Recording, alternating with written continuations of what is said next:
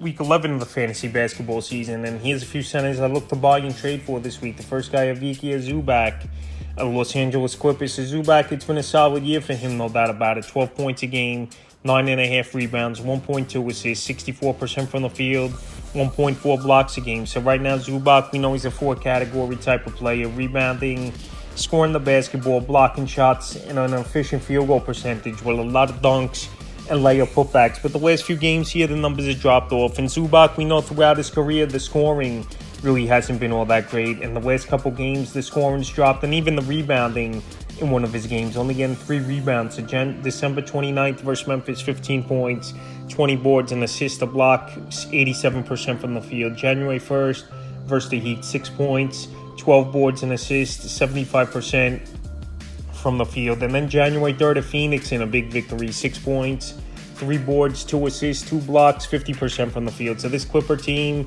they're starting to get things going now over the last few weeks here. A lot of people early in the season, this Clipper team, they weren't meshing and get things going. But right now they've won, is this Clipper team, 6 out of 8 ball games. And Zubac's been a big part of it, no doubt about it. But right now, like I said, for the most part, he's a 3-category, 4-category type of player for fantasy basketball. And if you need a big man that's going to rebound, block shots, and be efficient, I think you give up a mediocre guard in the deal, and Zubac can help fantasy owners in many ways. The next center is Nikola Vukovic, the Chicago Bulls. So Vuk, he's been out over the last few weeks. It's still no timetable for his return.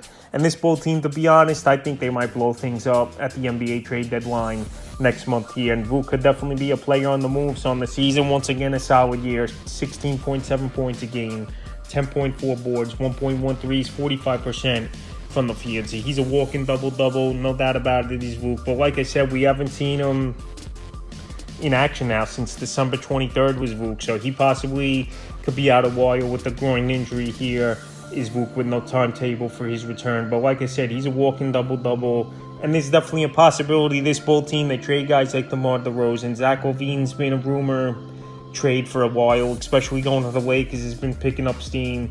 And Vuk as well, where I see this Bull team just trading all these guys they can, trying to get draft picks and rebuilding. So right now, while he's out with a groin injury, and I think he'll be back in a few weeks, is Vuk, even though there's no timetable, he's definitely a buy low candidate. Because obviously, if he comes back and he keeps putting up that 20 and 10, which he's usually good for, with a 3.5 to 2 threes a game, then pay top value once again for him. In the third and final center I look to buy and trade for is Daniel Gafford of the Washington Wizards. So Daniel Gafford, he's been a solid player the last season and a half for fantasy basketball. On the season, 10.9 points a game, 7.6 rebounds, 1.6 assists, and 68% from the field. So a lot of these centers, people, they don't value guys like Gafford, Andre Drummond, who I mentioned in videos early in the week, and even Zubac, where they know they're not going to get a lot of scoring, where their rebounders and shot blockers, but these guys help you at the center position.